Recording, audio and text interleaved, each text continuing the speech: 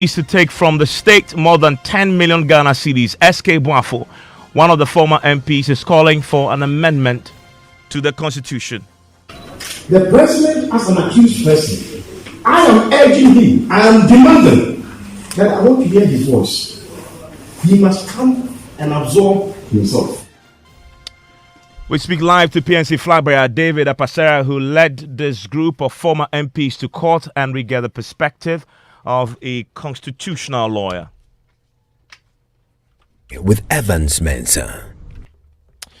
And Top Story is always brought to you by Gasem Cement, the Nation Builder. Vodafone the future is exciting, ready, and Belacqua Mineral Water. They are attended by some 43 former members of parliament to get government to pay them. A total amount of 10 million cedis has been thrown out by the Supreme Court. It means each former MP would have received 233,495 cedis each.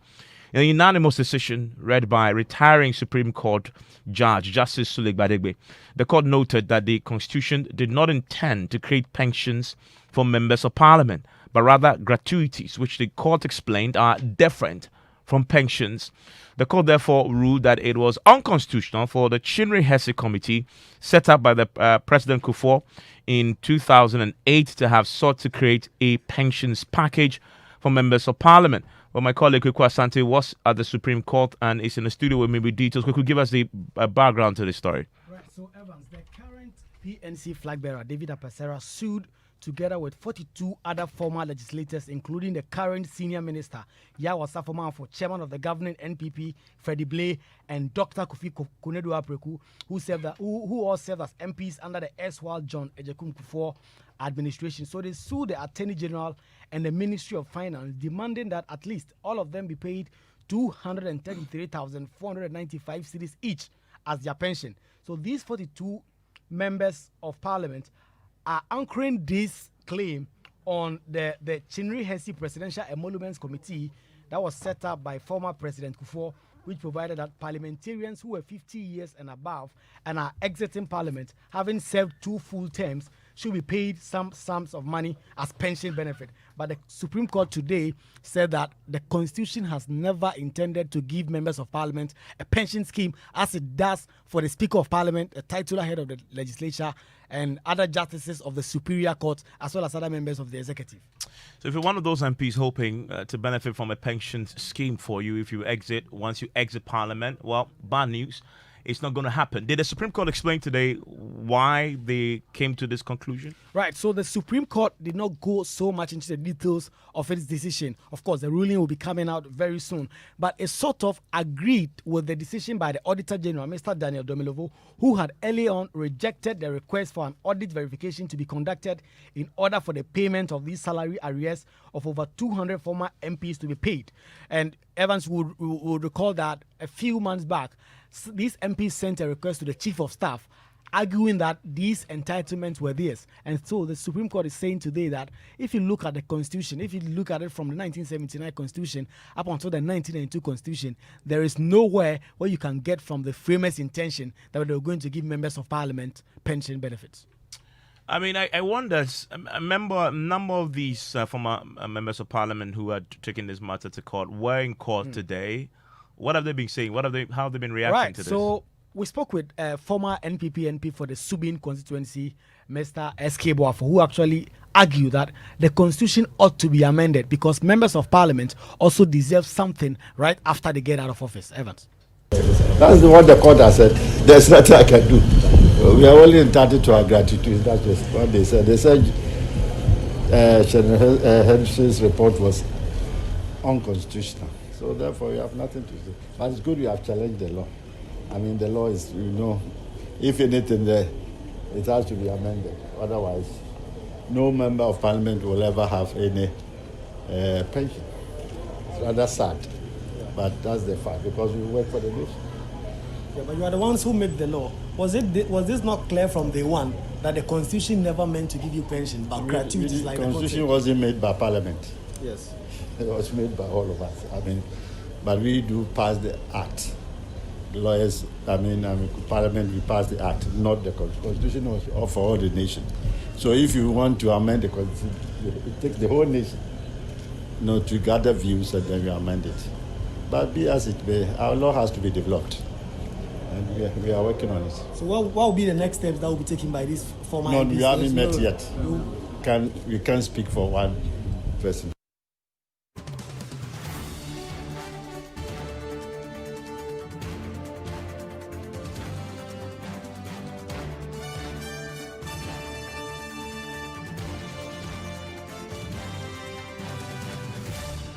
Well, PNC flag bearer, Mr. David Apasera, led the former MPs to court. He joins us on the telephone line right now. And interestingly, an outgoing member of parliament, former roads minister, Inusa Fuseni, is also with us on the telephone line. He's also a lawyer, a member, ranking member of the Constitutional Legal Affairs Committee in Parliament. I'm grateful that he could join us with his thoughts also on this all-important subject. Mr. Apasera and Mr. Inusa Fuseni, thank you for your time here on Top Story.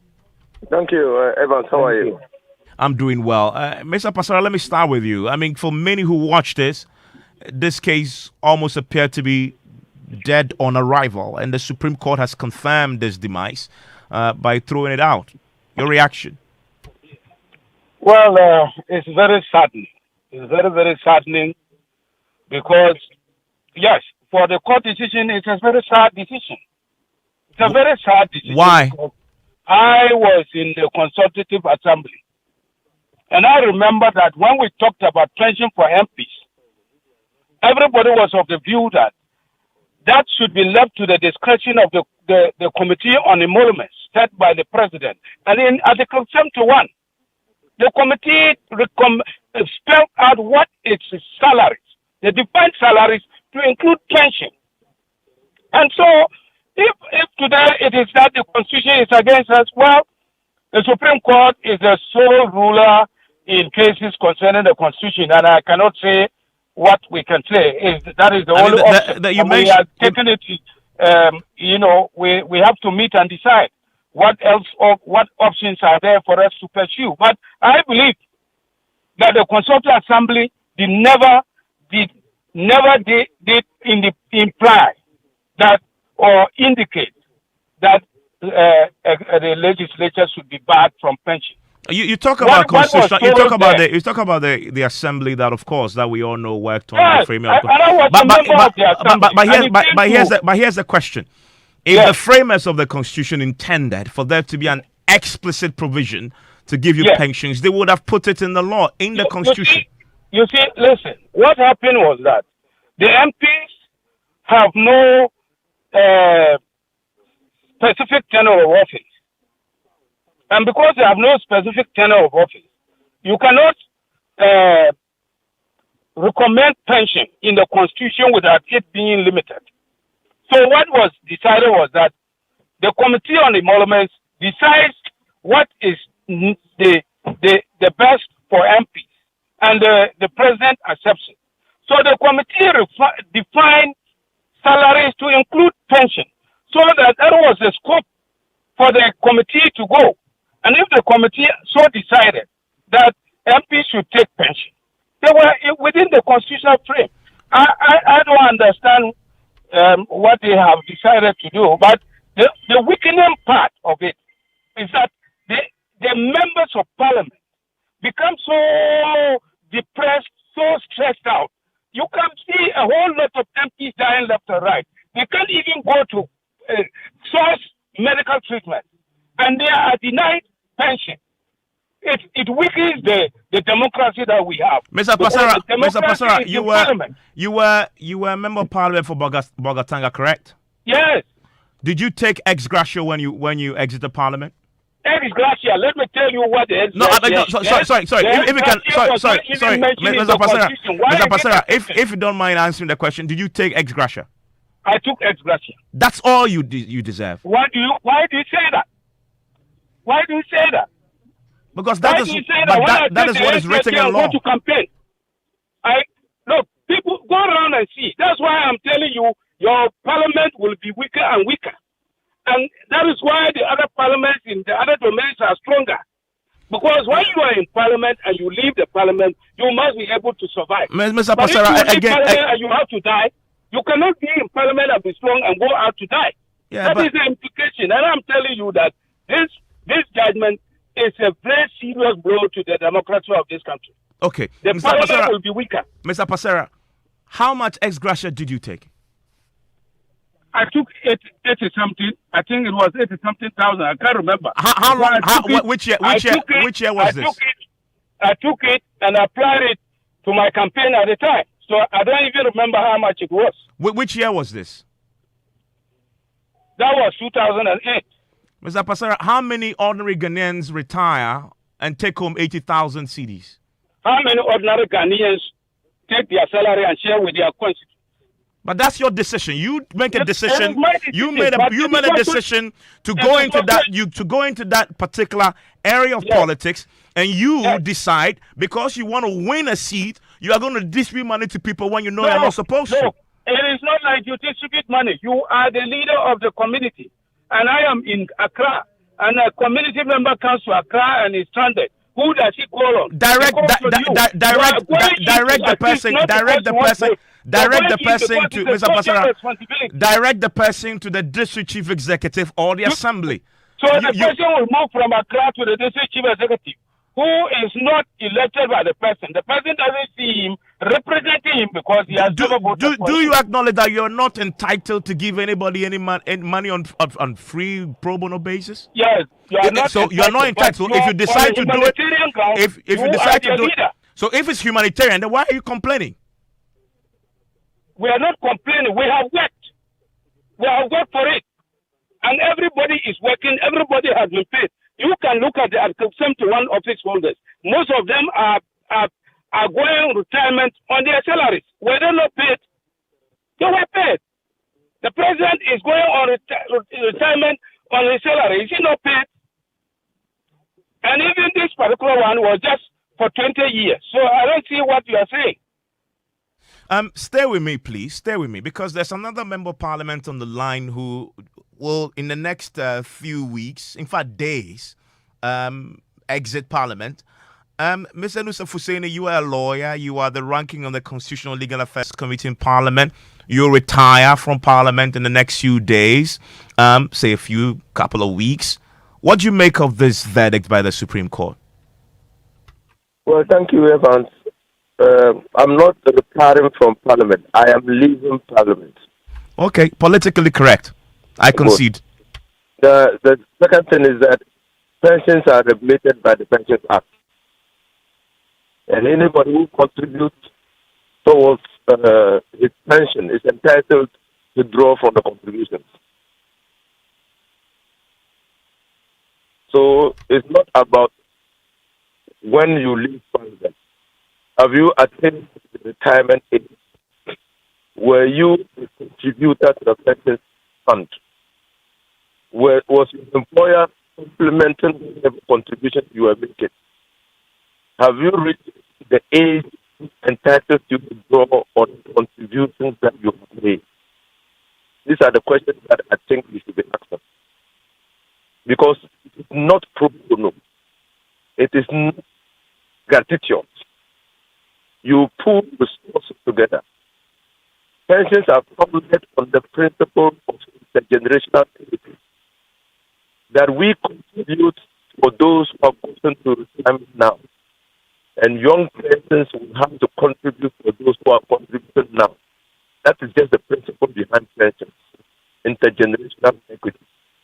And so, the question to ask is, do members of Parliament pay some money monthly towards their pension? And if they do, does their employer implement whatever money that they pay? And at what age are they entitled to draw on the money that they have been contributing? And if you look at the pay slip of members of Parliament, they contribute every month to the pension fund. Parliament complements whatever contributions they make. And so at the age that entitles to draw the contributions, they should be drawn excessively. If not, for what purpose have they been paying every month towards the pension fund?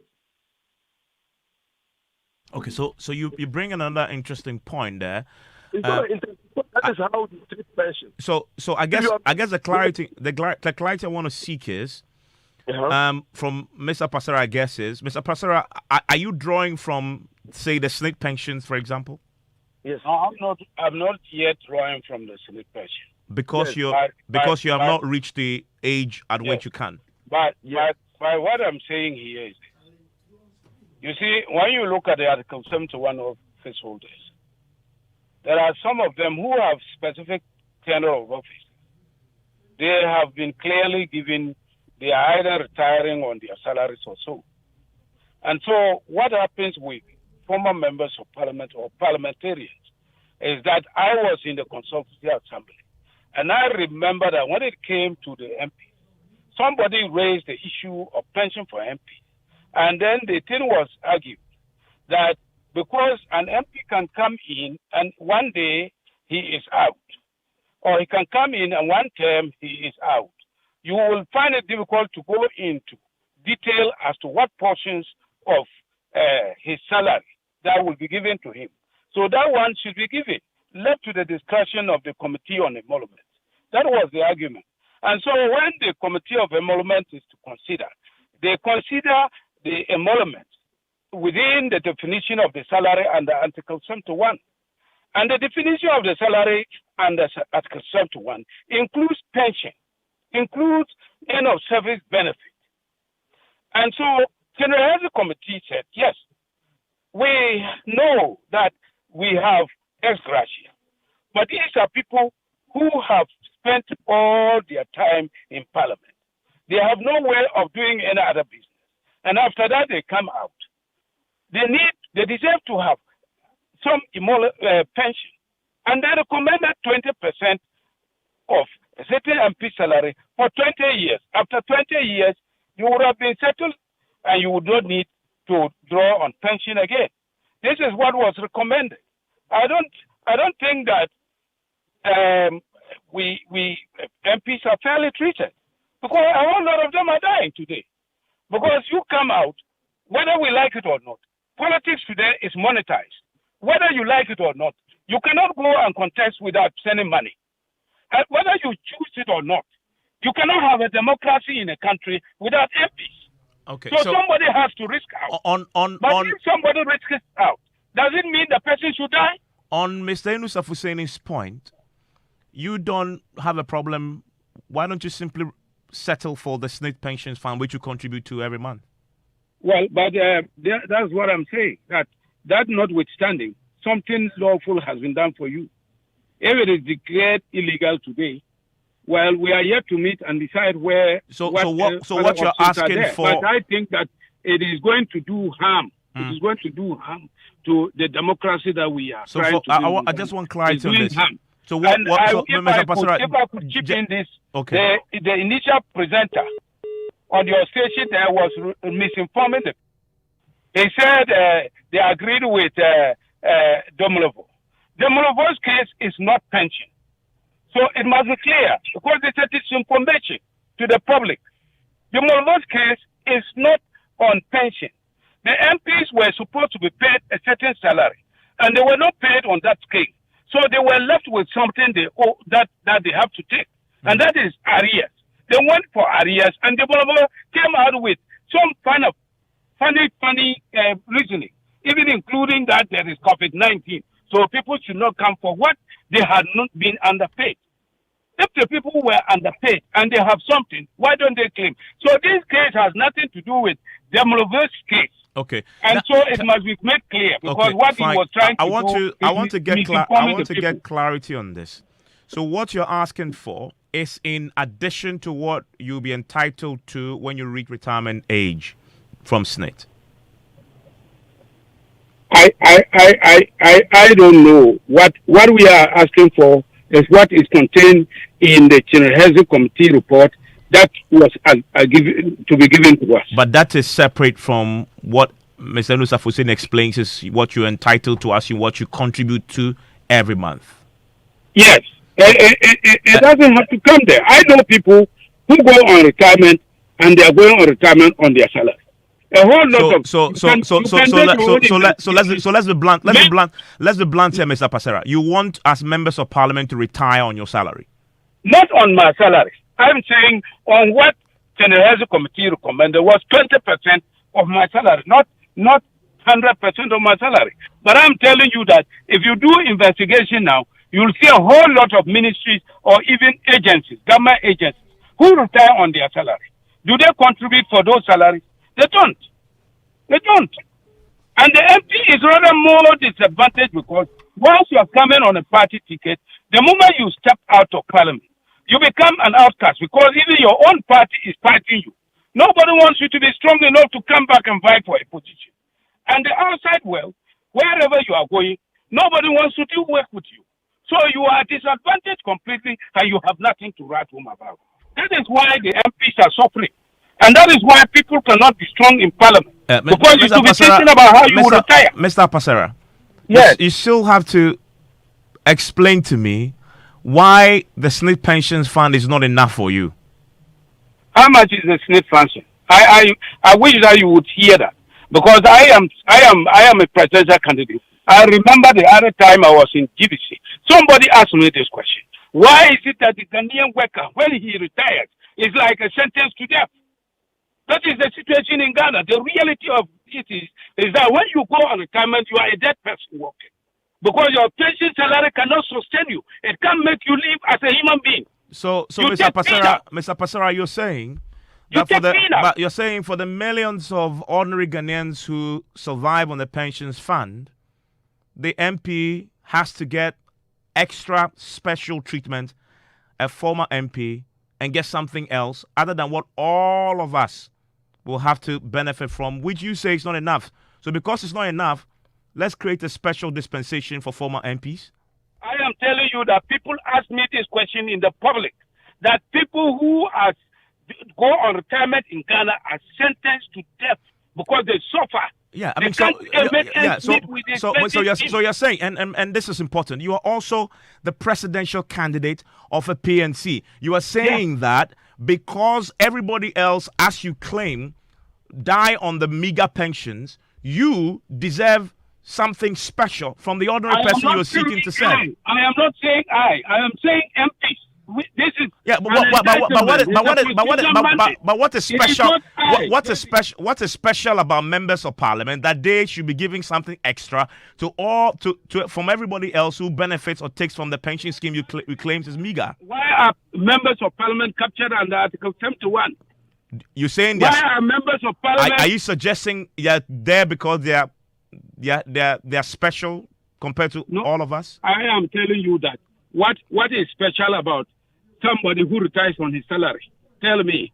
They have worked, and they are going out. They are going to retire on their salary. What is special about them? Okay, hold the line for me. Let me bring in private legal practitioner Martin Kpebu into this. Mr. Kpebu, you've heard the arguments. Where do you stand on this, on the back of this very important Supreme Court ruling today? Definitely, I welcome the Supreme Court decision as a good one aimed at helping to protect the public purse, because the unconstitutional pension that the MPs wanted to take was certainly going to milk the public purse dry.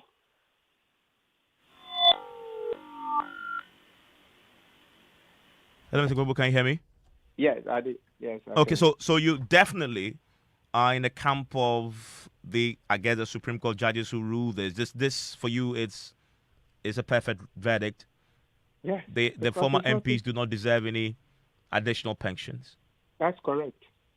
But you've heard the argument that he's gone back to the framers of the Constitution and that they intended that the children has the committees that are set up for Article 71 office holders should be given the discretion to determine the benefits for former MPs, and Children Health Committee did so. The Supreme Court has thrown that out now, saying that decision itself was illegal.